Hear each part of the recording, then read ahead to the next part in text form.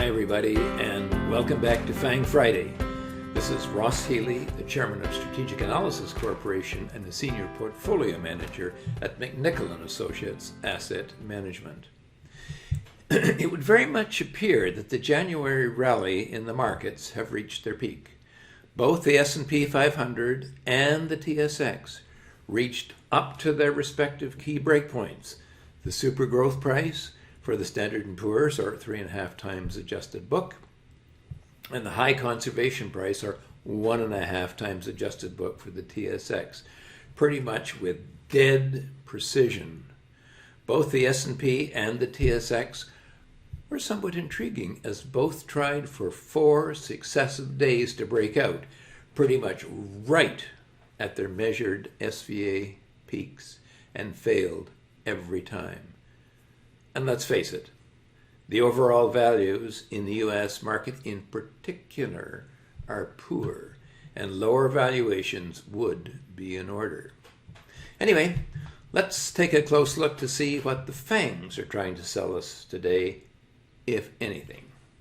As a reminder, I will be on BNN on Wednesday, March the 8th. So if you have any non-FANG questions for me, get them in now, while you have a good chance of your question being put on the air. Just email marketcall@bnn.ca with your inquiry. For now, before we close, let's take a close look at those FANGs and what's been going on. But as always, I do like to say thanks to everyone who likes this video and all our subscribers. It really helps to grow our channel, and we greatly appreciate it. Starting off with Amazon, well, Amazon reached its bubble price target perfectly and has been setting back for the past 3 weeks. I think we can safely say that the MSG price is coming back in sight, and now the question is, with this failing fair market value, can that hold? Netflix, when Netflix cracked through its bubble price and dropped to its super growth price, I said, look, it is very typical for these kinds of stocks that had been trading in its bubble zone for some period of time to rebound to their bubble price and then carry on down. Well, that's precisely what's happened, and the stock has clearly rolled over and is heading lower. Alphabet, well, look at the trading in Alphabet since it fell to its low super growth price. That's 4.5 times book.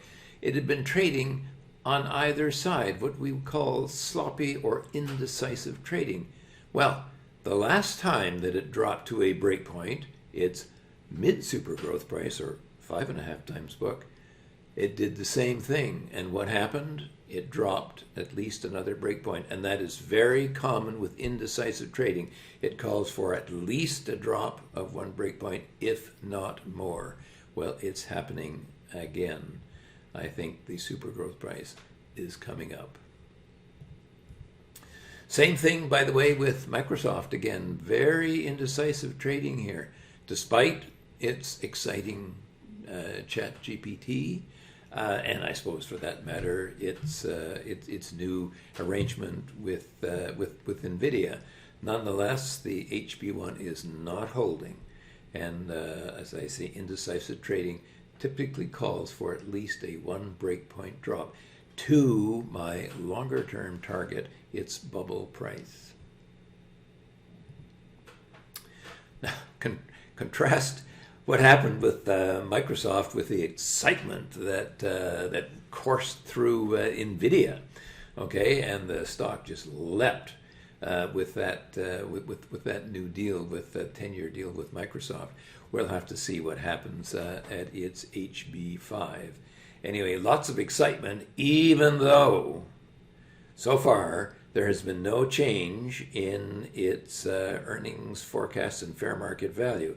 And the downside target remains minus 71% from a fair market point of view. Apple remains indecisive. Its share repurchases have slowed down quite substantially, and that means that the downtrend of the balance sheet, which we had been looking at for some time, has changed quite a bit.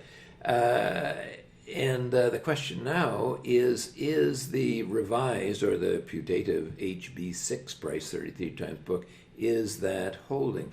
Well, the stock is what I would call poor value, and its last quarter was pretty much right across the board, fairly indifferent.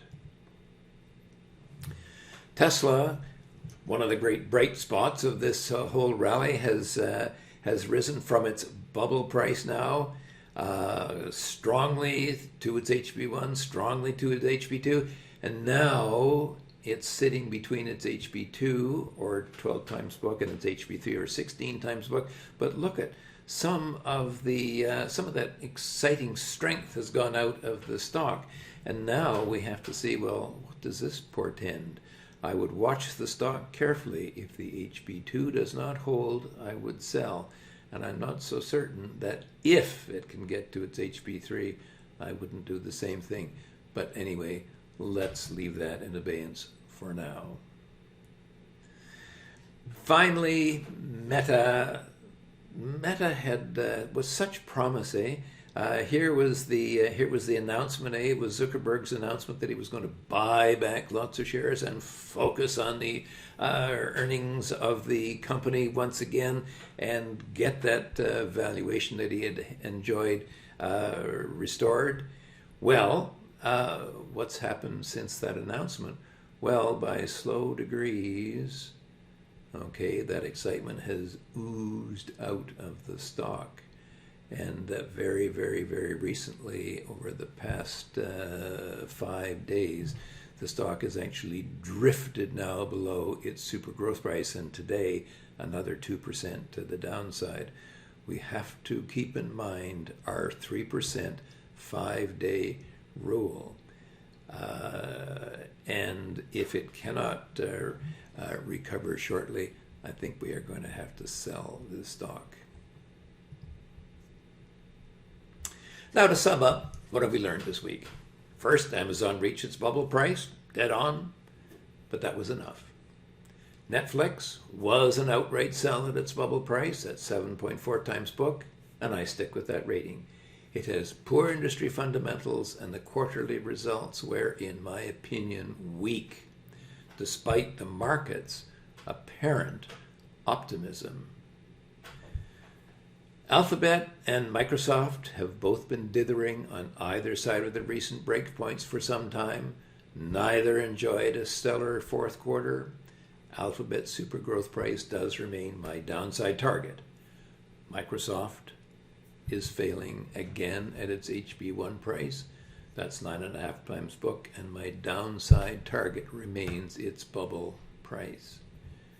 Interestingly, the very recent setback to that level tells me that the market is not exactly giving Microsoft a big vote of confidence for its new ChatGPT service or its announced deal with NVIDIA. Although, on the other hand, NVIDIA was overjoyed with its new Microsoft arrangement and really jumped. The problem is that the industry parameters for the semiconductors appear to be horrible. Still, the stock keeps signaling higher prices may lie ahead.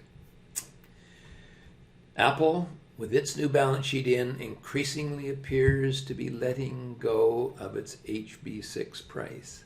I would personally not hold something that looks like such poor long-term value, but I have to say that the SVA work remains uncertain. Now, still safely in what I termed my Phantom FANG portfolio are, first and foremost, Tesla.